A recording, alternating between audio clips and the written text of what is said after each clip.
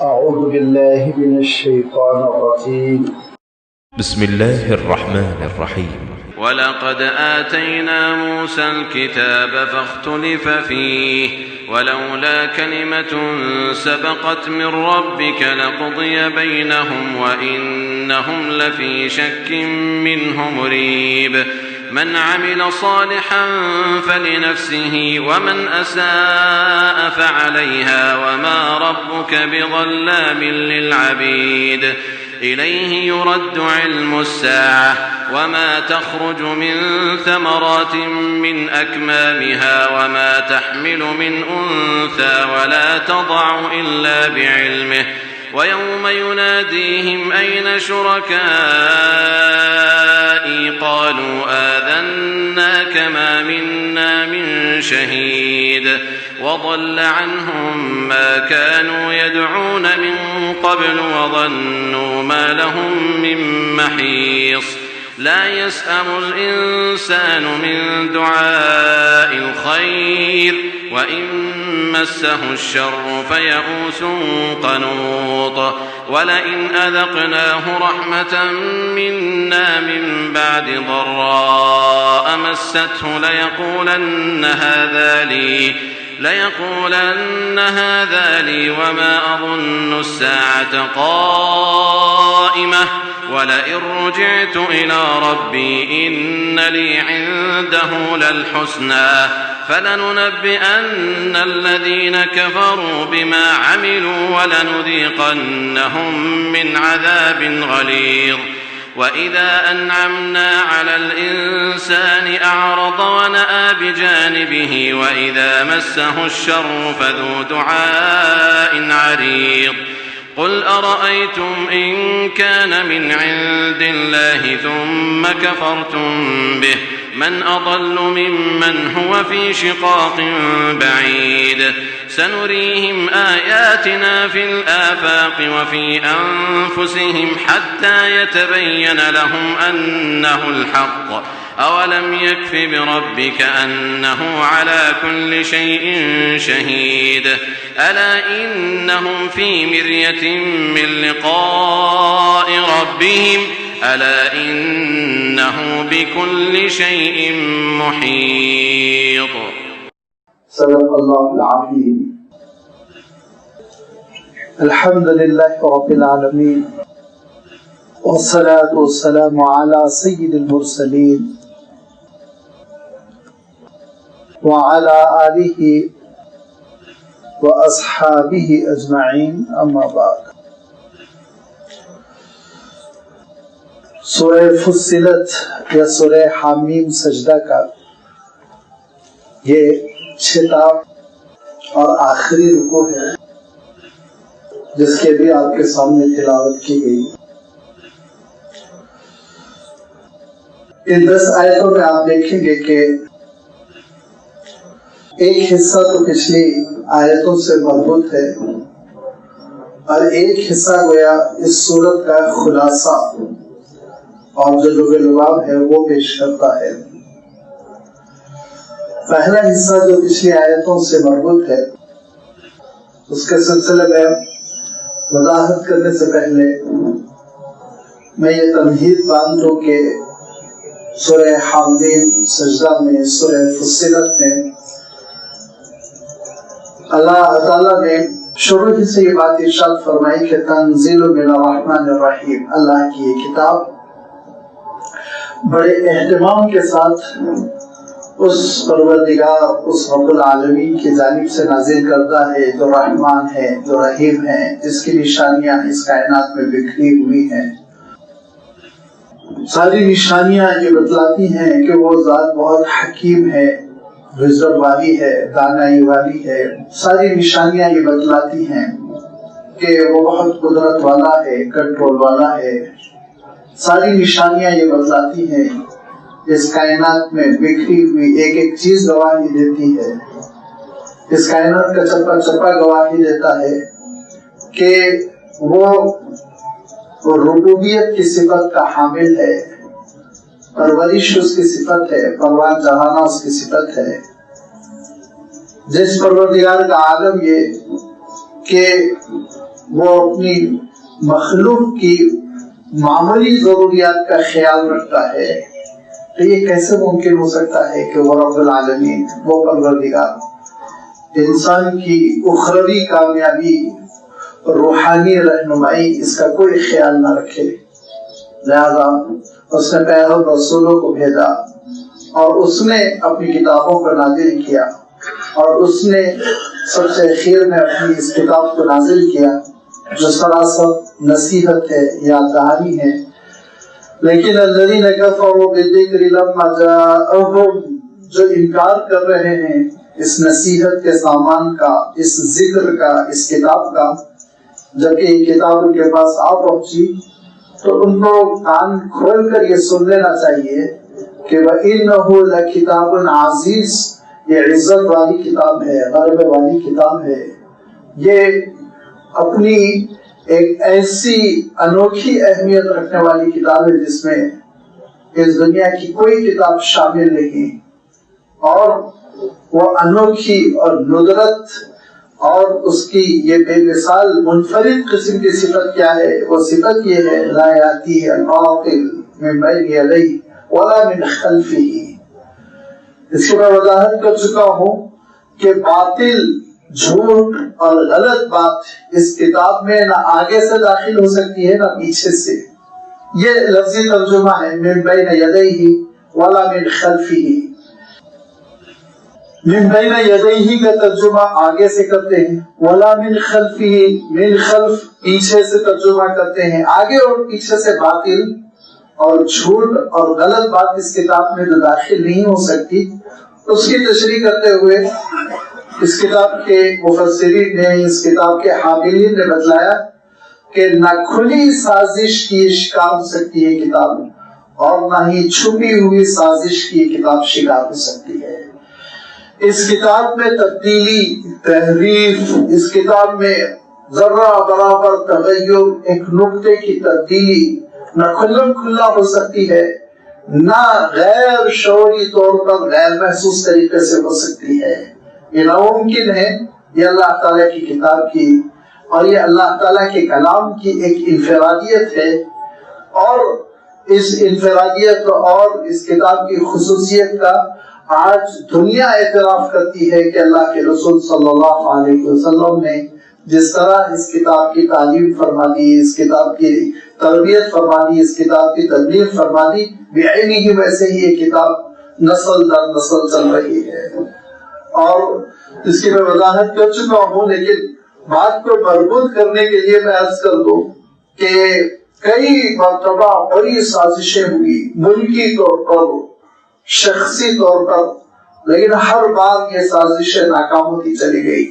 عبداللہ ابن مقفع کو جو منکرین کتاب نے پیمنٹ کر کر اس کتاب کا جواب لکھنے کی کوشش کی تھی، وہ کیسے ناکام ہوئی۔ عباسی دور میں اس کتاب کے ساتھ جو ایک سازش ہوئی وہ کیسے ناکام ہوئی، آپ تاریخ اٹھا کر پڑھیے کہ ایک بہت خوشخط عربی لکھنے والے نے بماء الذہب، سونے کے پانی سے انتہائی خوبصورت قرآن مجید لکھا، لیکن کہیں کہیں اس نے بیچ میں ترمیم کر دی، نقطوں کو اوپر نیچے کر دیا۔ آپ جانتے ہیں کہ اگر جیم کا نقطہ اوپر کر دیا جائے وہ خا ہو جاتا ہے، آپ جانتے ہیں با کا نقطہ اوپر کر دیا جائے وہ نون ہو جاتا ہے۔ تو اتنی چھوٹی چھوٹی تبدیلیاں جو بظاہر نظر میں نہیں آتی، ایسی تبدیلیاں کر دی۔ اور اس سے پہلے اس شخص نے بائبل کا بھی نسخہ لکھا تھا، تورات کا بھی نسخہ لکھا تھا، اور اس کو بڑی قیمتوں میں بیچ ڈالا تھا، اور امیر لوگوں نے خرید کے اس کو اپنے مکتبوں کی، اپنی لائبریریوں کی زینت بنایا تھا۔ قرآن مجید میں جب اس طرح کی چیزیں اس نے کی اور مسلمانوں کے درمیان بیچنے کی کوشش کی تو مسلمانوں نے انکار کیا، اور 2 روپے بھی اس کو دے کر خریدنا نہیں چاہا۔ اس کی پوری محنت اکارت گئی۔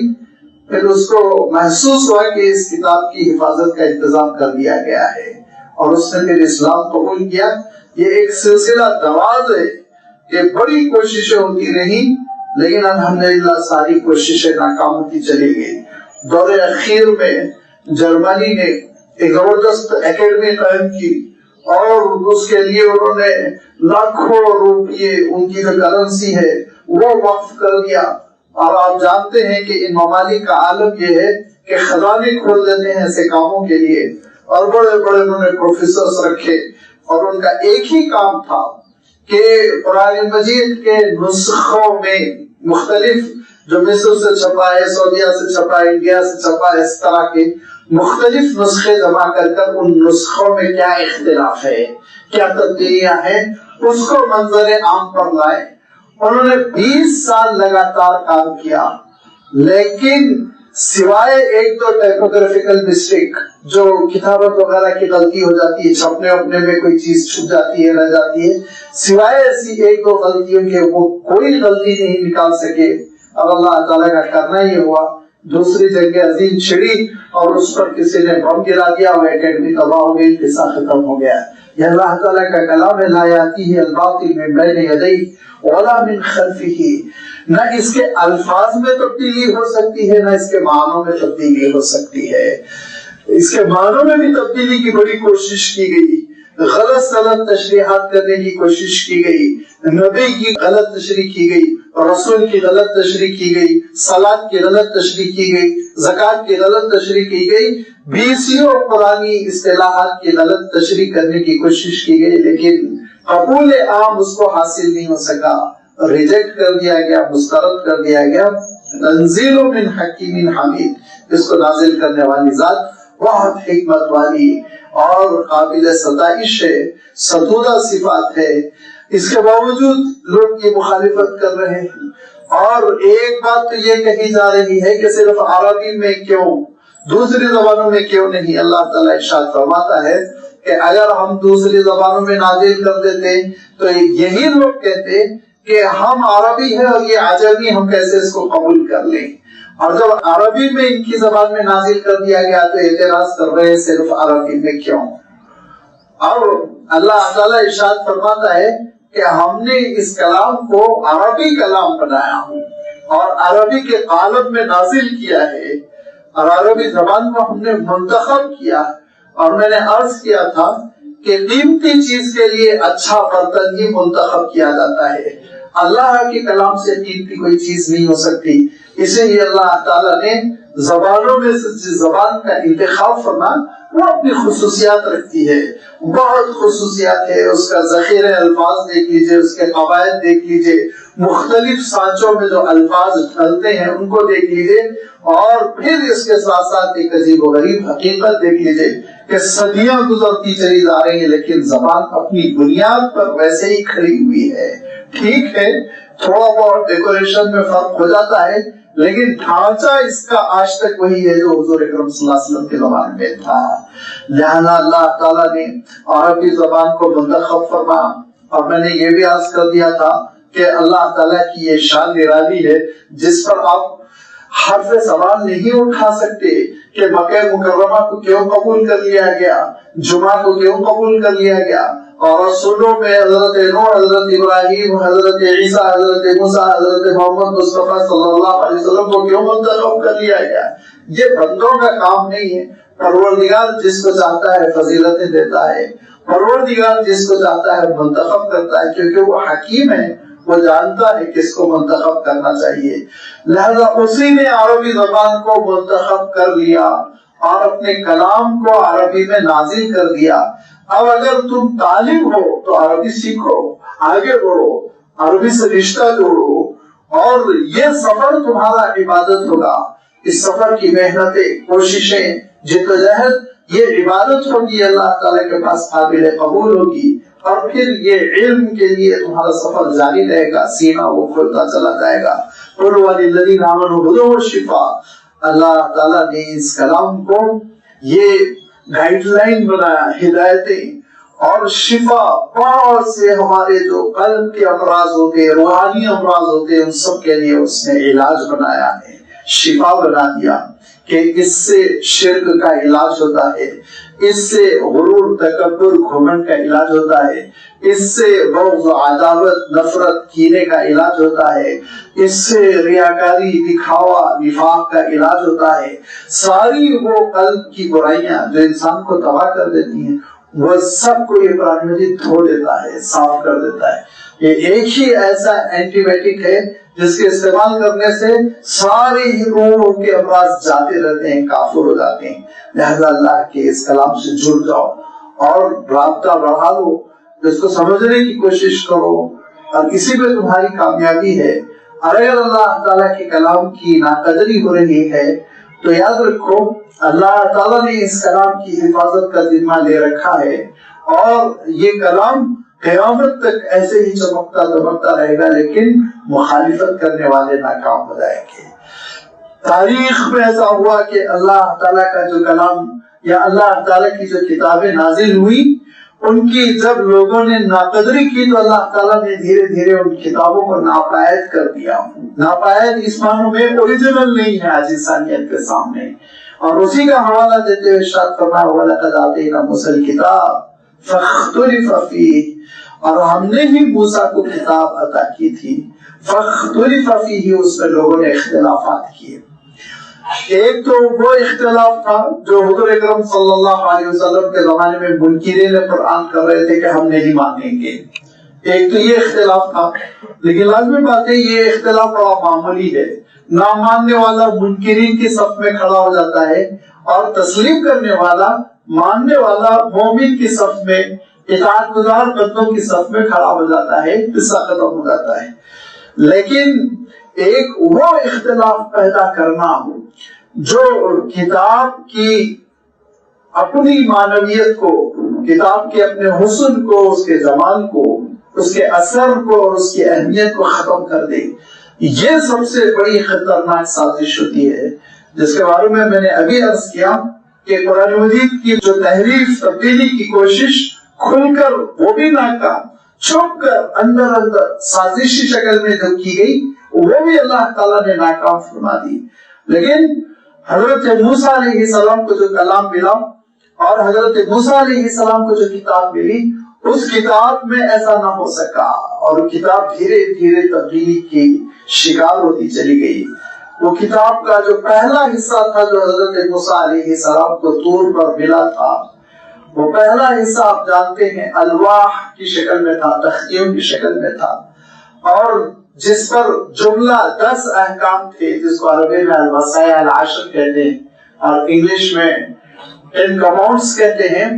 یہ 10 احکام تھے، جس میں پہلا حکم تھا اللہ کے ساتھ کسی کو شریک نہ کرو، دوسرا حکم تھا ماں باپ کے ساتھ حسن سلوک کرو، تیسرا حکم تھا زنا نہ کرو، چوتھا حکم تھا چوری نہ کرو، پانچواں حکم تھا جھوٹی گواہی نہ دو، چھٹا حکم تھا کہ پڑوسیوں کے ساتھ برا سلوک نہ کرو، حسن سلوک کرو ان کے ساتھ، ساتواں حکم تھا کہ غلط حرام چیزیں نہ کھایا کرو، جس کو اکالون بالسحت قرآن پاک میں ارشاد فرمایا کہ حرام مال کھانا، لوٹ کر کھانا، سرقے کا مال کھانا، اور پھر آٹھواں حکم تھا کہ غیظ و غضب، کینہ، دشمنی کے شکار نہ رہا کرو، اپنے دل کو صاف ستھرا رکھو۔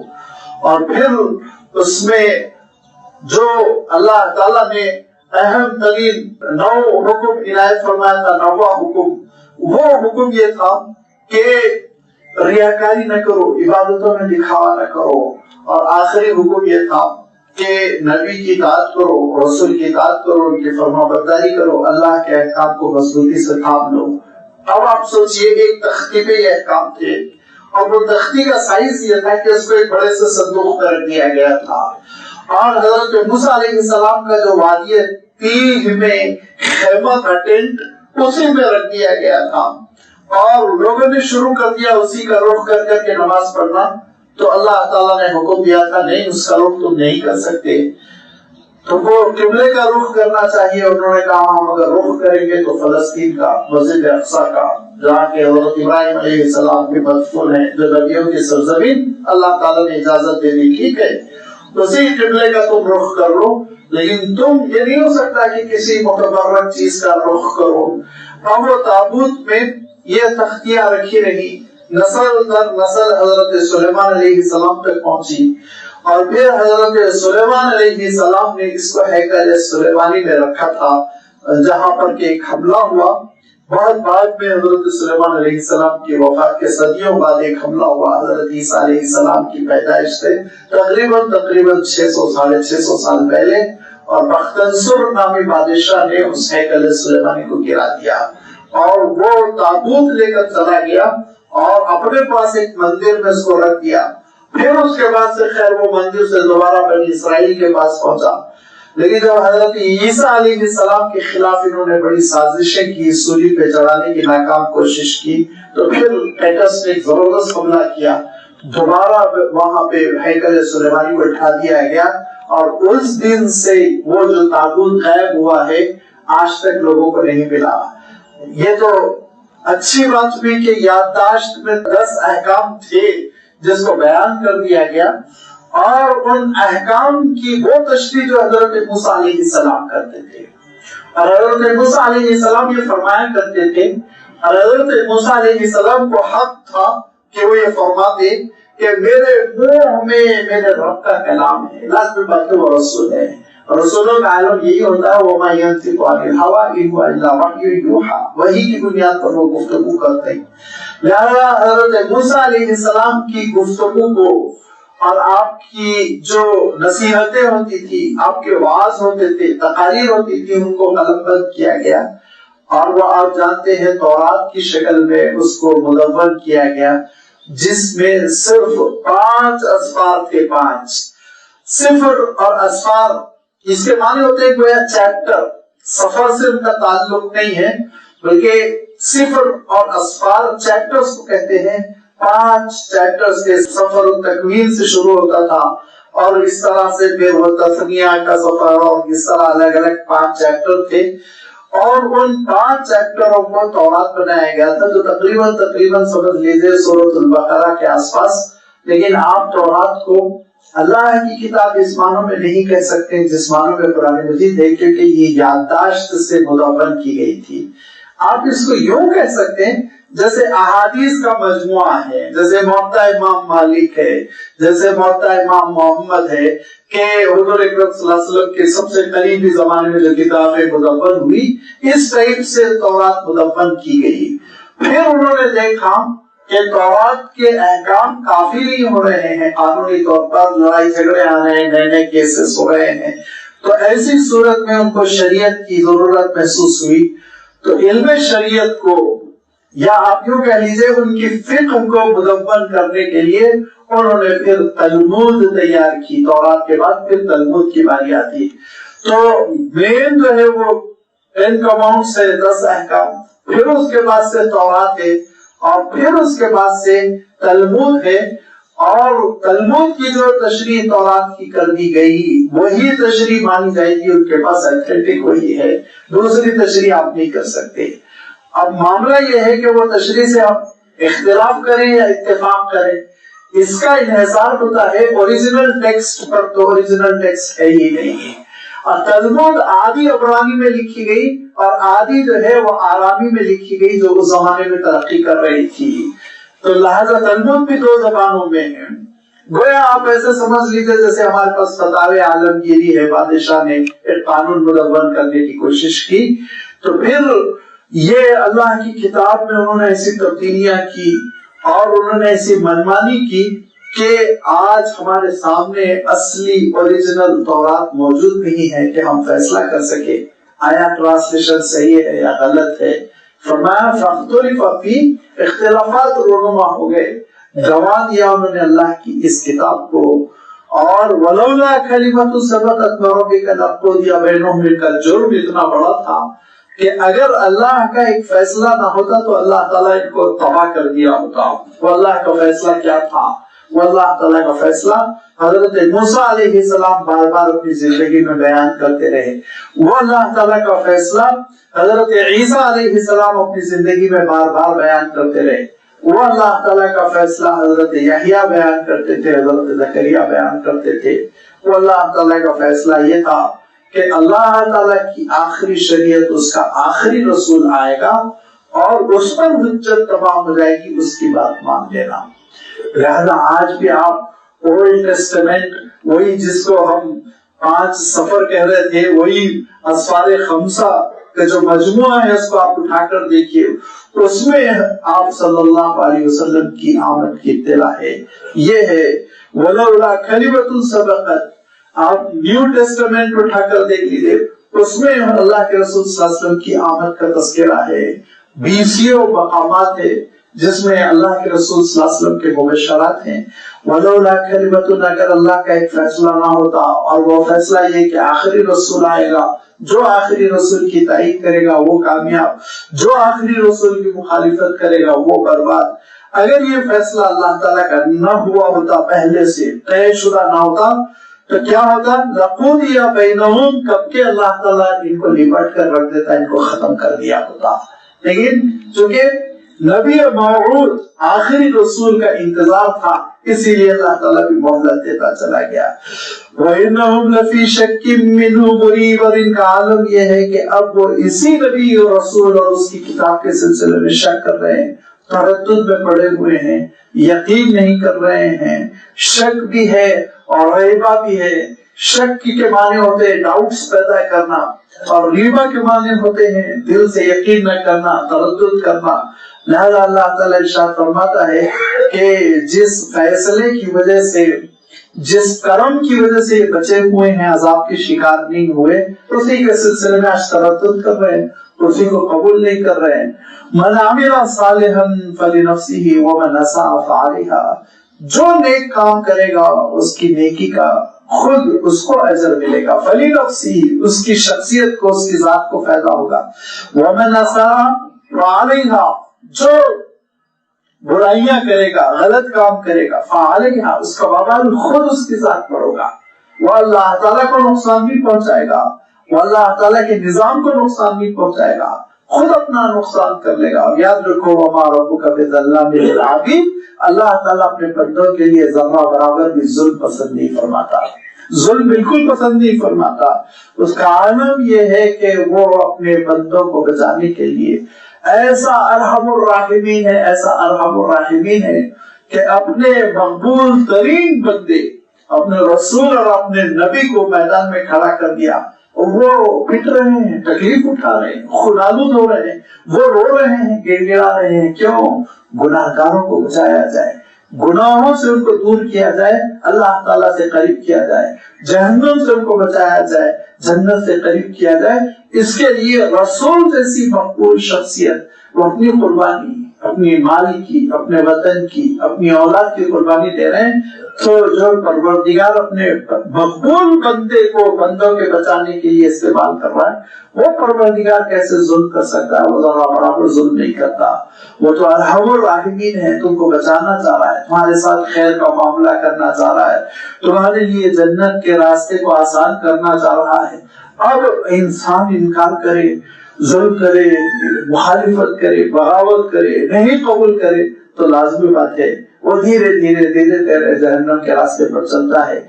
اللہ کے رسول صلی اللہ علیہ وسلم کے فرامین اور اللہ کے رسول صلی اللہ علیہ وسلم کے واقعات کے ذخیرے میں ایک ایسا واقعہ ملتا ہے جس کو آپ سمجھ سکتے ہیں کہ اللہ تعالیٰ کیا چاہتا ہے، بندے کیا کرتے ہیں۔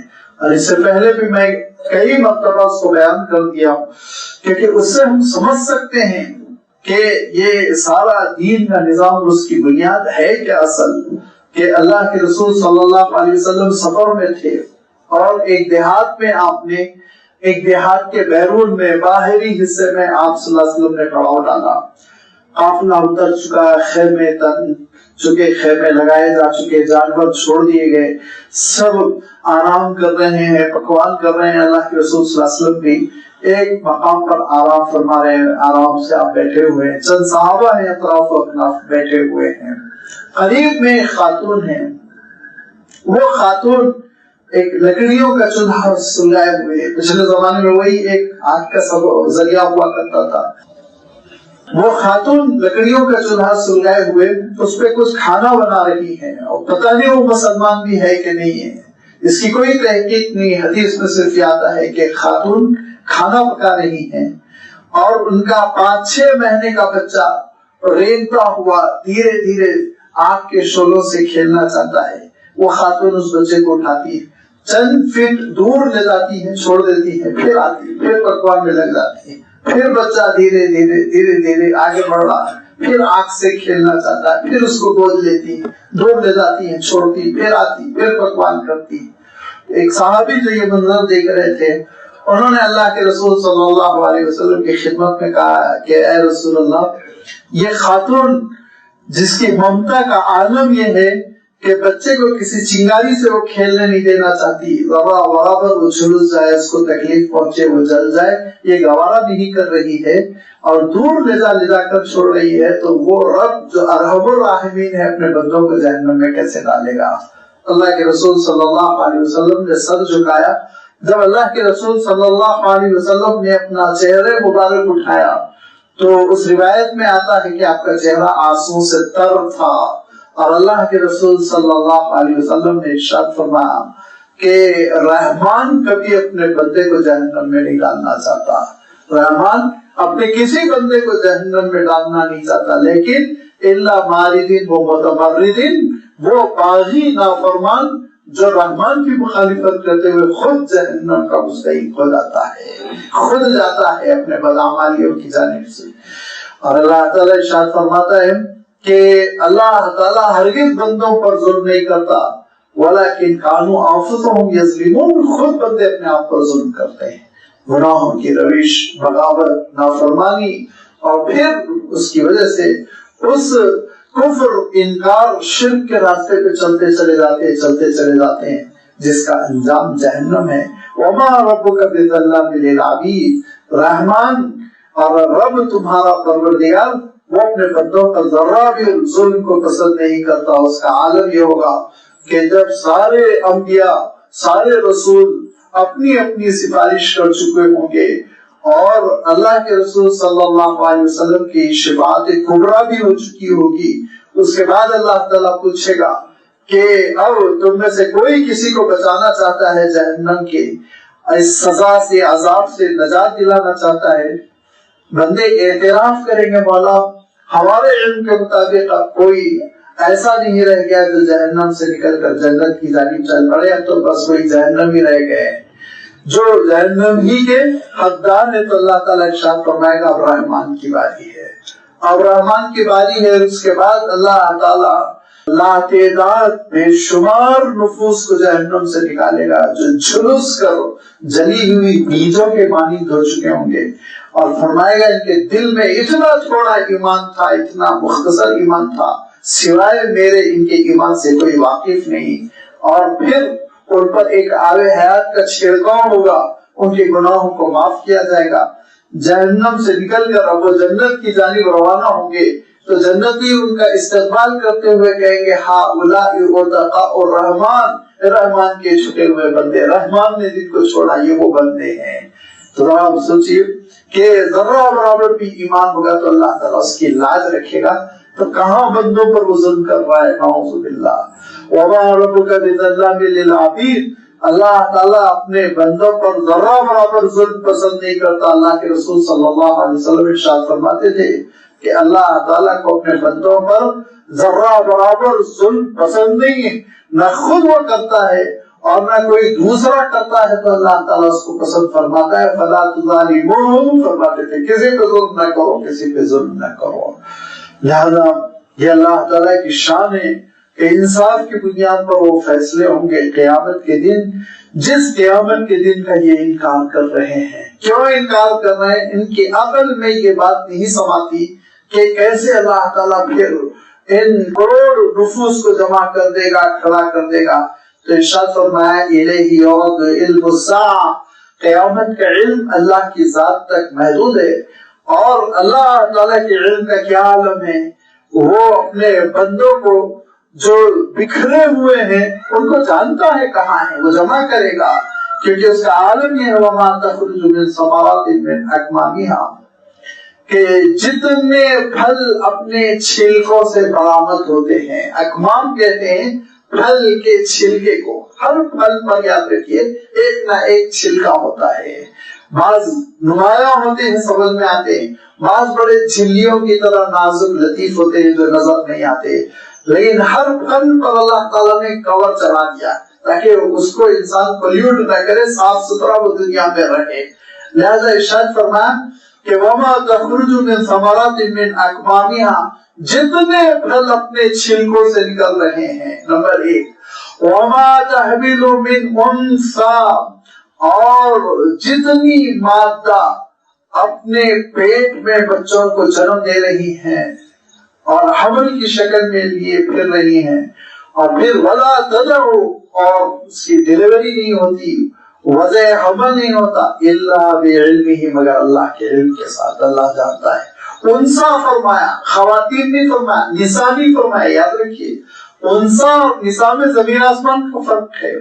اسی لیے میں نے ترجمہ کیا جتنی مادائیں، کیونکہ اگر نساء ارشاد فرماتا تو انسان کی خواتین، عورتیں، اس کا ترجمہ ہوتا جتنی عورتیں حاملہ ہیں، اور وضع حمل جب وہ کریں گی تو اللہ کے علم سے کریں گی۔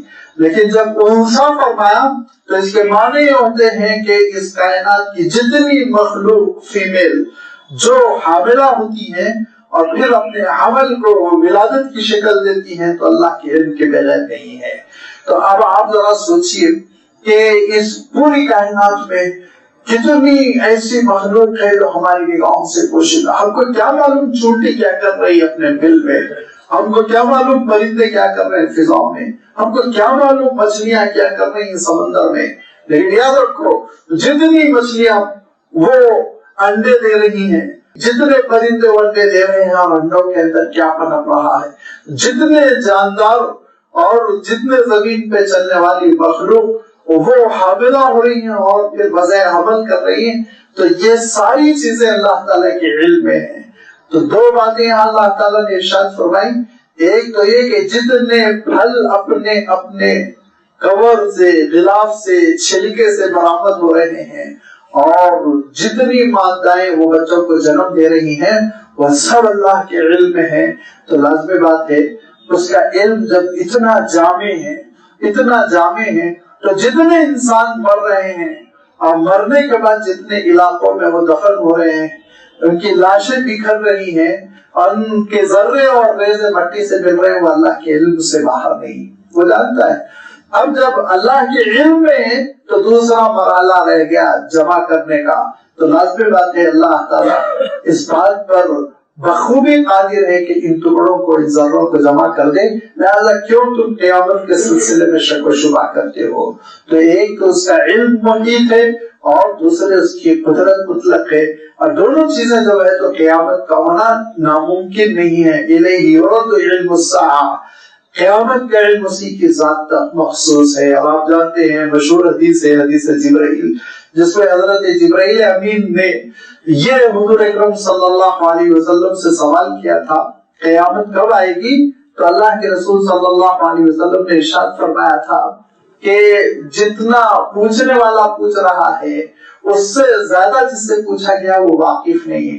مل مسئول اعلم من السائل، لہذا قیامت کا علم اللہ تعالیٰ نے اپنی ذات تک محدود رکھا۔ الیہ یرد علم الساعہ، قیامت کا علم اللہ کی ذات تک محدود ہے، اور یہ علم اللہ تعالیٰ اپنی مخلوق میں سے کسی کو بھی اس نے عطا نہیں کیا۔ کیوں؟ اس لیے کہ اگر اللہ تعالیٰ قیامت کا علم دے دیتا تو پھر عالم یہ ہوتا کہ قیامت آنے کے وقت انسان جی نہیں سکتا، اور جس کو یہ معلوم ہو جاتا کہ میری عمر میں قیامت آنے والی نہیں ہے تو پھر وہ نیکی نہیں کر سکتا، باغی بن کر رہ جاتا، نافرمان، نڈر ہو کر، کون میرا کیا بگاڑ لے گا، لہذا وہ منمانی زندگی بسر کرتا۔ اور جس کو یہ معلوم ہو جاتا میری زندگی میں قیامت آنے والی، وہ جی نہیں سکتا، پھر وہ تو اس کا عالم ہی ہو جاتا، کھانا پینا اس کے لیے حرام ہو جاتا، چین اس کا ختم ہو جاتا، نیند اڑ جاتی۔ اسی لیے اللہ تعالیٰ نے کہا کہ اس علم کو میں اپنی ذات تک مخفی رکھوں گا۔ اللہ کے رسول صلی اللہ علیہ وسلم کی خدمت میں مشرکین مکہ بہت پوچھا کرتے تھے، بتائیے آپ تو بتا سکتے ہیں نا، آپ تو اپنے آپ کو رسول کہہ رہے ہیں، ذرا بتائیے۔ لیکن اللہ تعالیٰ ارشاد فرماتا ہے کہ اے نبی آپ یہ کہہ دیجئے کہ میں قیامت کے بارے میں بالکل نہیں جانتا، کب آنے والی ہے میں نہیں بتا سکتا۔ کأنک حفی عنہا، ارشاد فرمایا یہ ایسے پوچھ رہے ہیں جیسے آپ واقف ہیں، حالانکہ آپ واقف نہیں ہیں۔ لہذا اللہ تعالیٰ نے قیامت کے علم کو اپنی ذات تک مخصوص رکھا، اور اس کے علم کا عالم یہ ہے کہ اس کا علم بہت محیط ہے، لہذا اس کی قدرت کا عالم یہ ہے کہ قدرت اس کی مطلق ہے، ہر چیز پر وہ قادر ہے، لہذا قیامت ہو کر رہے گی تو وہ اللہ تعالیٰ کے دربار میں کھڑے ہو کر جواب دینا ہوگا، اور وہ دن ایسا دن ہوگا وہ یوم ینادیہم اینا شرکائی، اللہ تعالیٰ پوچھے گا لاؤ چھوٹے خداؤں کو پیش کرو، کون کون تھے میری ذات میں شریک، میرے ربوبیت میں کون شریک تھے، میرے علم میں کون شریک تھے، میری قدرت میں کون شریک تھے، میری تخلیق میں کون شریک تھے، کون دے سکتا تھا کون دے سکتا تھا، اس پیش کرو آج میرے دربار میں۔ قالوا آذناک ما منا من شیء، وہ کہیں گے پروردگار ہم عرض کر رہے ہیں کہ ہم میں سے کوئی بھی آج اس بات کی گواہی نہیں دے سکتا کہ آپ کے ساتھ کوئی شریک تھا۔ وَضَلَّ عَنْهُمْ مَا كَانُوا يَدْعُونَ مِن قَبْلُ، اور جو جن چیزوں کو وہ پہلے پکارا کرتے تھے وہ سب غائب ہو جائے گی، تعویلات کرنا اور حاضر جوابی لفاظی یہ سب ختم ہو چکا ہوگا۔ وَضَلَّ عَنْهُمْ، ان سے غائب ہو جائے گی وہ ساری چیزیں جن کو پکارا کرتے تھے، جن کو سمجھتے تھے کام بنانے والا، جن کو سمجھتے تھے مدد کرنے والا۔ وَظَنُّوا مَا لَهُم مِّن مَّحِيصٍ، اور وہ یقین کر لیں گے اب راہ فرار نہیں ہے، اب بھاگ نہیں سکتے، پھنس گئے۔ اور انسان کا عالم یہ ہے کہ انسان غیر اللہ کو اللہ کے ساتھ نعوذ باللہ شریک کرتا ہے، نذرانے چڑھاتا ہے اور اس کا شکر ادا کرتا ہے، کبھی کبھی اس کی دہلیز پہ سجدے کرتا ہے، اس کو خوش کرنے کے لیے بڑی بھیٹیں چڑھاتا ہے، قربانیاں دیتا ہے، لیکن جب مصیبت میں پھنستا ہے، جب اس کو یقین ہو جاتا ہے کہ معاملہ آر پار کا ہے تو سوائے اللہ کے پھر کسی کو نہیں پکارتا، آنکھ بند کر کے اسی مولا کو یاد کرتا ہے جس مولا نے اس کو پیدا کیا۔ لا يسأم الانسان من دعاء الخیر، انسان کا عالم یہ کہ اچھی دعا کرنے میں کبھی نہیں اکتا تھا، ساری چیزیں مانگ رہا ہے، صحت مانگ رہا ہے، دولت مانگ رہا ہے۔ وَإِن مَسَّهُ الشَّرُّ، اور اگر پریشانیوں سے اس کو اللہ تعالیٰ دوچار کر دیتا ہے، کبھی ناکام ہو گیا، کبھی تجارت میں پھنس گیا، کبھی کوئی عزیز کا انتقال ہو گیا، کبھی کوئی صحت میں مسئلہ ہو گیا، بیماری آ گئی، فَيَئُوسٌ قَنُوطٌ، ارشاد فرمایا مایوس بھی ہے اور مایوس بھی ہے، کیونکہ میرے پاس الفاظ نہیں ہے کہ دونوں کا ترجمہ الگ الگ کر سکوں۔ یئوس ان کے معنی ہوتے ہیں مایوس، جس کو ہم اور آپ سمجھتے ہیں بالکل ہوپلیس ہو جانا، امید ہی نہ رہ جائے، اور قنوط کے معنی ہوتے ہیں وہ مایوسی جو اللہ کی رحمت سے ہو۔ لا تقنطوا من رحمت اللہ، اب عربی کے لحاظ سے الفاظ الگ الگ ہے، اردو کے لحاظ سے کہاں سے ہم الفاظ لائیں گے؟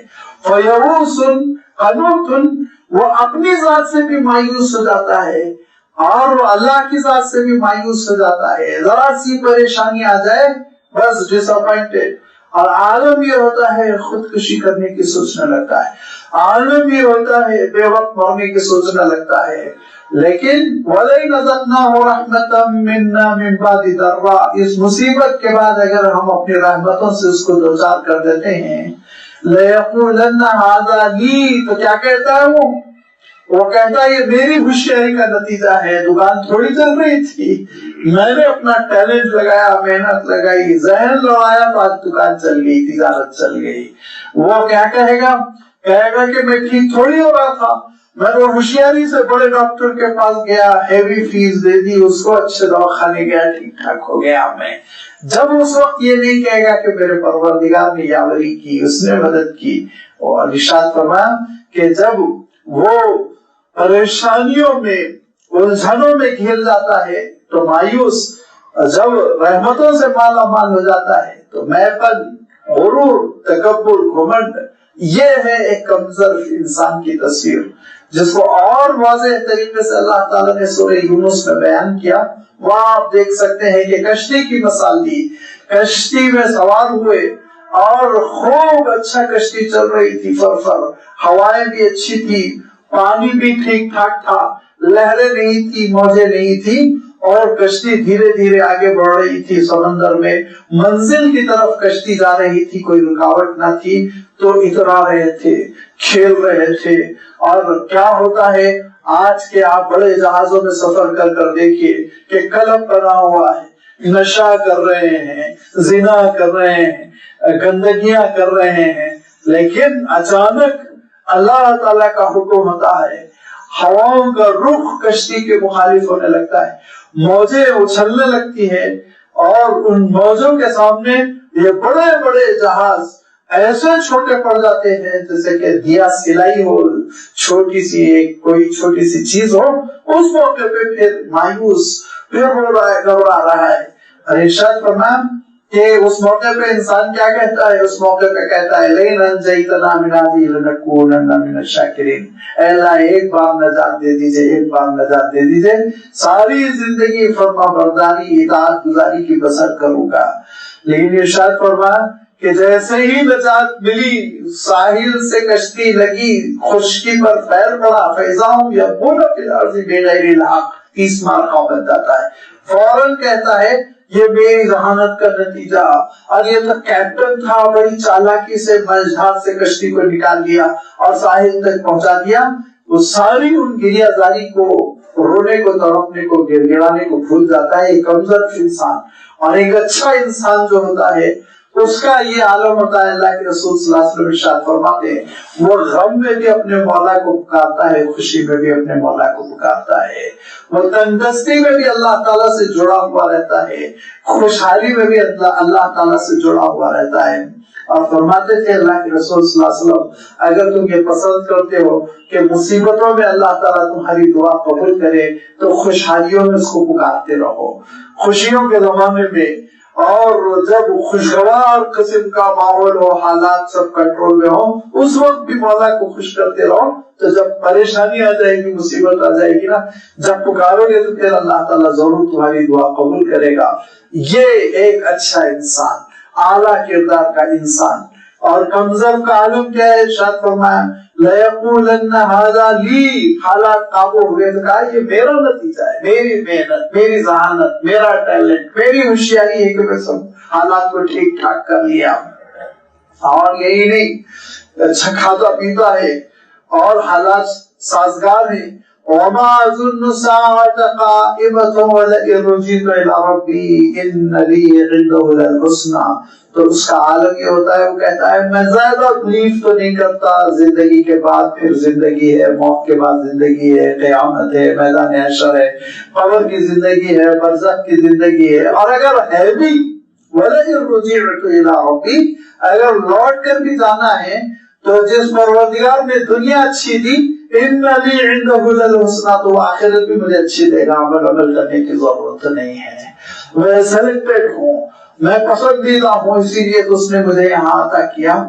اور پھر اس کے بعد سے جب مر جاؤں گا، اور اگر ہونا بھی ہے بالفرض، قیامت اگر ممکن بھی ہے تو وہ وہاں بھی میرے ساتھ اچھا سلوک کرے گا، مجھے اعمال و اعمال کی ضرورت نہیں ہے۔ فرمایا فَلَنُنَبِّئَنَّ الَّذِينَ كَفَرُوا بِمَا عَمِلُوا، عنقریب بتلائیں گے ہم کیا کر کے تم آئے ہو، عنقریب بتلائیں گے، آخر تو تمہاری بند ہونے دو، پتہ چل جائے گا۔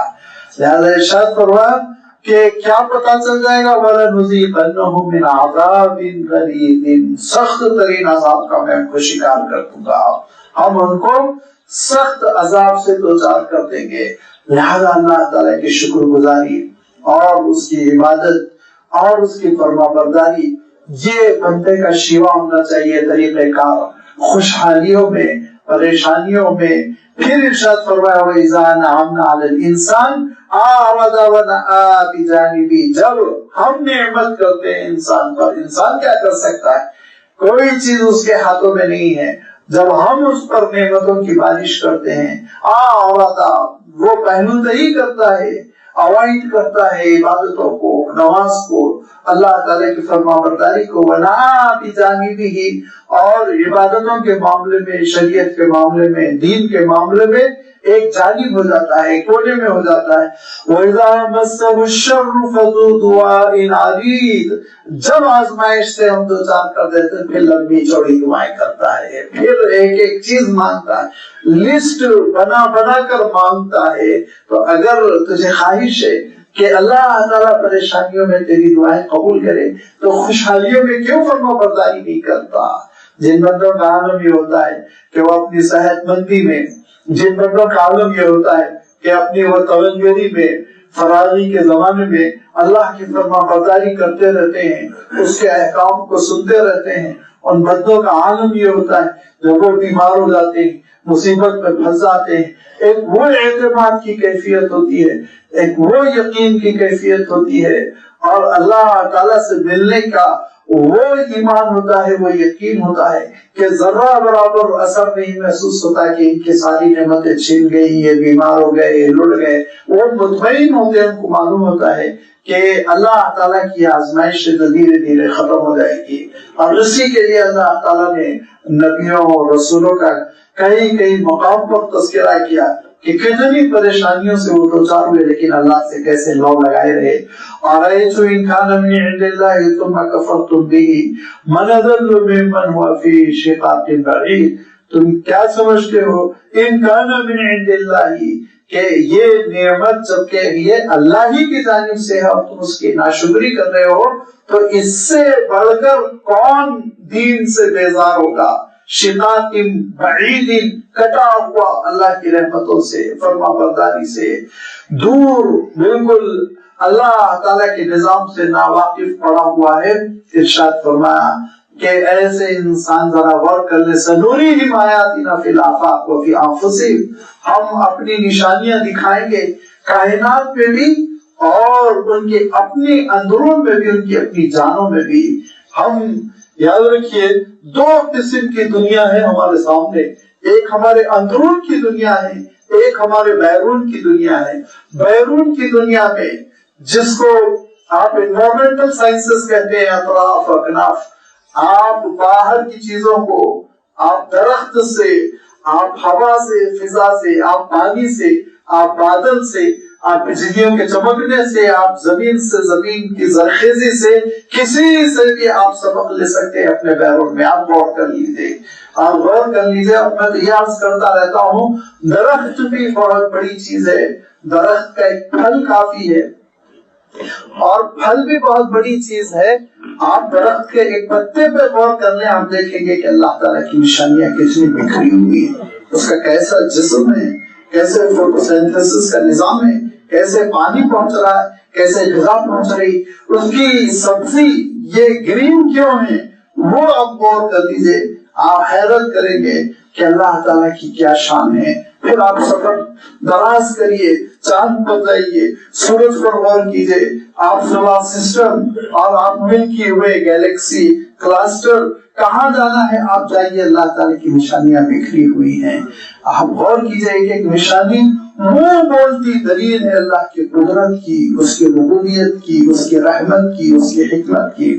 اور آپ اندرون میں آ جائیے، آپ اپنے نظام پر غور کر لیجیے، آپ اپنے دیکھنے کے نظام پر، آپ اپنے سننے کے نظام پر، آپ اپنے بولنے کے نظام پر، آپ اپنے سوچنے کے نظام، آپ کا نروس سسٹم، آپ کا ڈائجسٹو سسٹم، یہ آپ کوئی ایک چیز لے کے آپ غور کرتے چلے جائیں، آپ حیران رہ جائیں گے کہ اللہ تعالیٰ نے یہ میرے اندر اتنی بڑی دنیا پیدا کی. میرے اندر بہت آسانی سے ہم جی رہے ہیں، اٹھ رہے ہیں، کھا رہے ہیں، پی رہے ہیں.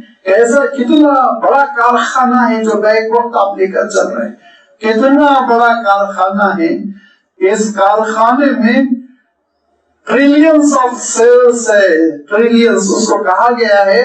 10 لکھیے، 10 لکھنے کے بعد 13 آپ زیرو لگائیے. 13 زیرو جب آپ لگائیں گے تو جو مقدار بنتی، جو فگر بنتا، اتنے آپ کے پاس آپ کے جسم میں سیلز ہے. آپ کے بلڈ کے وائٹ سیلز، آپ کے بلڈ کے ریڈ سیلز، آپ کے نروس سیلز، آپ کے اسکلیٹل سیلز، 200 قسم کے سیلز جو مر رہے ہیں، پیدا ہو رہے ہیں، مر رہے ہیں، پیدا ہو رہے ہیں. آپ کو کچھ خبر نہیں کس آسانی کے ساتھ ہم زندگی بسر کر رہے ہیں، لیکن اللہ تعالیٰ کیسے ریپلیس کر رہا ہے. اور یہ بھی ریپلیس کسی ایک سیل کے لیے مصیبت ہو جاتی ہے، وہ ریپلیس نہیں ہو پاتے اور ان کا دشمن ان کو کھانے لگتا ہے تو عام اصطلاح میں ہم اس کو سرطان کہتے ہیں، کینسر کہتے ہیں. لا علاج سمجھ کر مایوس ہو کر بیٹھ جاتے ہیں. ذرا سوچیے کیا عظیم الشان نظام ہے، کیسا یہ سارا پورا کا پورا نظام چل رہا ہے اور اللہ تعالیٰ کس شان سے مجھ کو اور آپ کو لے کر چل رہا ہے. میں ایک ہوں دنیا میں، یا ہم یہی ہے اتنے دنیا میں. اب سوچیے لاکھوں نہیں کروڑوں کی آبادی ہے، ان سارے کروڑوں کو اللہ تعالیٰ اسی شان کے ساتھ لے کر چل رہا ہے. وہ سوچنے کا عالم یہ ہے کہ آپ کی پیر کے کسی کنارے پر چونٹی نے کاٹا اور چونٹی کے کاٹنے کا انفارمیشن، اس کی اطلاع آپ کے بھیجے تک، آپ کے ذہن تک نروس سسٹم نے اس قدر تیزی کے ساتھ دی، اس قدر تیزی کے ساتھ وہاں اس نے کاٹا اور میسج مل گیا کہ اس چونٹی نے کاٹا. پھر آپ کے ذہن نے اسی تیزی کے ساتھ آپ کے ہاتھ کو حکم دیا، جبکہ آپ سو رہے ہیں، جبکہ آپ نماز پڑھ رہے ہیں، جبکہ آپ کھانا کھا رہے ہیں، جبکہ آپ بات چیت میں مشغول ہیں، لیکن اسی تیزی کے ساتھ آپ کے ذہن نے نروس سسٹم سے آپ کے ہاتھ کو حکم دیا، جاؤ پیر کے نیچے تلوے میں چونٹی کاٹ رہی ہے وہاں کھو جاؤ، اور آپ اسی سرعت کے ساتھ آپ کا ہاتھ جاتا ہے اور آپ اس کو فوراً ازالہ کرتے کھو جاتے ہیں. یہ سسٹم اتنا پیارا سسٹم، اتنا اسٹرانگ سسٹم کہ کبھی کوئی پیغام مس نہیں ہوتا، اور کبھی اس پیغام کا جو ریئیکشن ہونا ہے وہ ریئیکشن، آپ سوتے ہوئے آپ مچھر کاٹتا آپ کھو جاتے ہیں، آپ سوتے ہوئے آپ کو تکلیف ہوتی ہے، آپ وہاں جا کے خبر لیتے ہیں جیسے خبر لینا چاہیے. کس شان کے ساتھ اللہ تعالیٰ نے پیدا کیا. تم بیرون میں غور کرو، اندرون میں غور کرو، جہاں غور کرنا ہے غور کر لو. حتیٰ یتبین لکم انہ الحق، کو ضرور تمہارے لیے یہ حقیقت ظاہر ہو جائے گی کہ اللہ تعالیٰ حق ہے، اس کا سارا کام حق ہے، حقیقت پر مبنی، اس کا کلام حق ہے، اس کے رسول حق ہے، قیامت کا وعدہ حق ہے، اس کا دین حق ہے. اور یاد رکھو اس حق ہونے پر، ریئلٹی پر، اس سچائی پر اللہ کی گواہی سے بڑھ کر کسی کی گواہی نہیں. اولم یکفی بربک انہ علی کل شیء شہید. اے بندے، کیا تیرے لیے کافی نہیں کہ تیرا رب خود گواہی دے رہا ہے کہ ہر چیز اس نے پیدا کی، اور اس نے تجھ کو پیدا کیا، اس نے ایک مقصد کے ساتھ تجھ کو دنیا میں بھیجا. یہ خود رب گواہی دے رہا ہے. اس سے بڑھ کر اور کیا چاہیے؟ اس سے بڑھ کر اور کیا چاہیے؟ الا انہم فی مریۃ من لقاء ربہم. لیکن مصیبت یہی ہے کہ یہ لوگ شک و شبے میں پڑے ہوئے ہیں پروردگار سے ملاقات کے سلسلے میں. من لقاء ربہم، اللہ تعالیٰ نے قیامت کے لیے یہ جو تعبیر بار بار استعمال فرمائی، مولا سے ملاقات، رب سے ملاقات، تاکہ بندوں کے اندر ایک اشتیاق ہو ملاقات کا.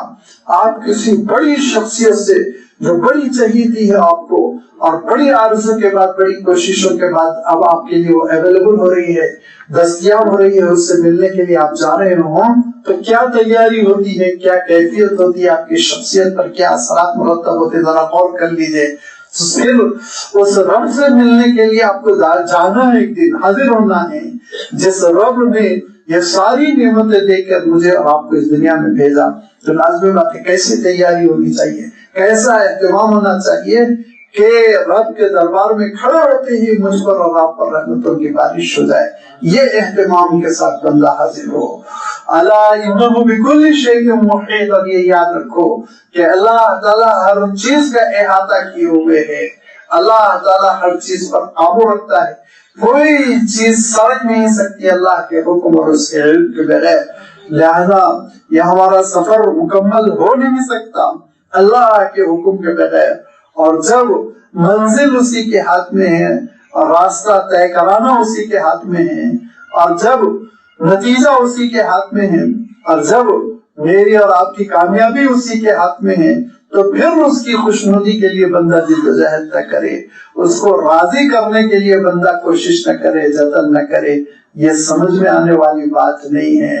حضرت عمر بن عبدالعزیز رحمۃ اللہ علیہ زبردست قسم کے خلیفہ تھے. عمری دور میں انہوں نے حکومت تبدیل کر دی تھی. جس دن وہ تخت شاہی پر بیٹھے اسی دن انہوں نے بڑے ناز و نعیم میں پلے ہوئے نوجوان بڑے خوبصورت جوڑے پہنا کرتے، قیمتی خوشبو لگایا کرتے، اور خزانے ان پر لٹا دیے جاتے تھے. وہ شہزادے تھے، ولی عہد تھے. جس دن ان کو خلافت پہ بٹھایا گیا، کہا گیا آپ امیر المومنین، اسی دن زندگی میں اس کی زبردست تبدیلی. سارے خزانوں پر پابندی کہ 1 روپیہ غلط مصرف میں نہیں استعمال ہوگا. ساری اپنی آسائش سے، راحت کے سامان سے بٹرا جھوپڑی میں چلے گئے. اور پھر زندگی کا عالم یہ ہوا کہ عید کے دن وہ نماز میں سجدے میں پڑے ہوئے، کل صبح عید ہے، آج رات سجدے میں پڑے ہوئے، اور ان کی اہلیہ اور ان کی بیٹیاں پیچھے کھڑی ہوئی ہیں کہ ابا نماز سے فارغ ہوں گے تو نئے کپڑوں کی خواہش کریں گے۔ گھنٹوں کے بعد جب وہ اپنی نماز سے فارغ ہوئے، رو رو کر ان کا چہرہ بالکل تر ہوا جا رہا تھا، تو پھر بیٹیوں نے بات کی کہ ابا ہمارے پاس کپڑے نہیں ہیں کل عید کے دن نئے کپڑے پہننے کے لیے، تو انہوں نے منہ پہ سے ہاتھ رکھ کے بات کی، لڑکیوں نے اپنے منہ پہ ہاتھ رکھا، تو کہا کہ منہ پہ ہاتھ رکھ کر کیوں بات کر رہی؟ کہا افطار کرنے کے لیے، کھانے کے لیے کچھ نہیں تھا، پیاز کی ڈلیاں ہم لوگ چبائی ہوئی، وہ بدبو آپ کو پریشان نہ کرے اس لیے ہم اپنے منہ پر ہاتھ رکھ کر بات کر رہے ہیں۔ تو انہوں نے اپنی بیٹیوں کو سمجھایا کہ دیکھو بیٹیوں، یہ عید جو ہے اس کے لیے ہے جس نے رمضان کا حق ادا کر دیا، ہم نے کیا کیا اپنے مولا کے لیے، تو ہم کیوں نئے کپڑے پہن کے سیلیبریٹ کریں؟ ہم کل پھر اللہ کے دربار میں روئیں گے، گڑ گڑائیں گے تاکہ وہ ہم کو معاف کر دے۔ ایسے نیک سیرت جن کے بارے میں کہا گیا اگر پانچویں خلیفہ کسی کو کہا جا سکتا ہے تو حضرت عمر بن عبدالعزیز رحمۃ اللہ علیہ۔ انہوں نے ایک دن اعلان کیا، جمع ہو جاؤ، سارے لوگوں کو مسجد میں جمع کرو، جمع رفیق۔ کھڑے ہو کر انہوں نے 2 جملوں کا خطبہ دیا اور اس کے بعد گھر کے اندر آ گئے۔ پہلے جملے میں یہ ارشاد فرمایا، احمق ہے وہ جو قیامت کو برحق سمجھتا ہے اور اپنی تیاری نہیں کرتا۔ فرمایا احمق ہے وہ شخص، جھوٹا ہے، وہ کہتا ہے میں ایمان رکھتا ہوں قیامت پر، اور پھر اس کی تیاری نہیں، زندگی میں اس کا اثر نہیں۔ اور دوسری بات یہ ارشاد فرمائی، احمق ہے وہ جو قیامت کو حق نہیں سمجھتا۔ اللہ کے پورے نظام کو بیکار سمجھنا اور لایانی سمجھنا ہوتا ہے جبکہ ہم قیامت کو حق نہ سمجھے۔ یہ پوری کائنات سجی ہوئی یہ بیکار ہے، بے مقصد ہے، اس کو ختم کر دینا چاہیے اگر قیامت ایک حقیقت نہیں۔ بس یہ 2 باتیں ارشاد فرمائی اور اپنے گھر تشریف لے آئے۔ تو میں یہ عرض کرنا چاہ رہا تھا کہ اگر بندے کے اندر ایمان آخرت کا یقین ہے اور لقاء ربہم، رب کے دربار میں کھڑے ہونے کا، ملاقات ہونے کا، اور پھر اس کا اہتمام نہیں، اس کی تیاری نہیں ہے اور اس عقیدے کا زندگی میں اثر نہیں، تو نعوذ باللہ یہ دھوکہ ہے، نفس کو دھوکہ ہے، اپنے آپ کو دھوکہ ہے، یہ حماقت ہے اور یہ نادانی ہے، نادانی کے سوا کچھ نہیں۔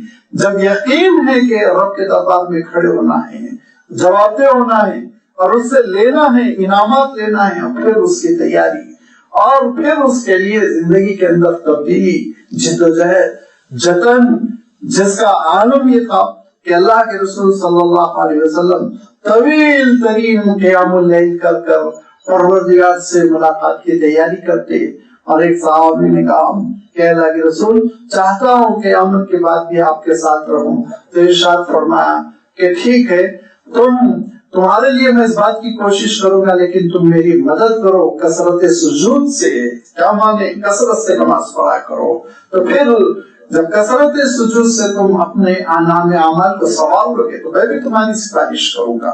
یاد رکھیے سفارش اس وقت ہوتی ہے جبکہ ہم سفارش کے اہل ہوں، سفارش کے اہل ہی نہ ہوں تو سفارش کیا ہوگی؟ لہذا وہ اہلیت کم سے کم بندہ اپنے اندر پیدا کرے۔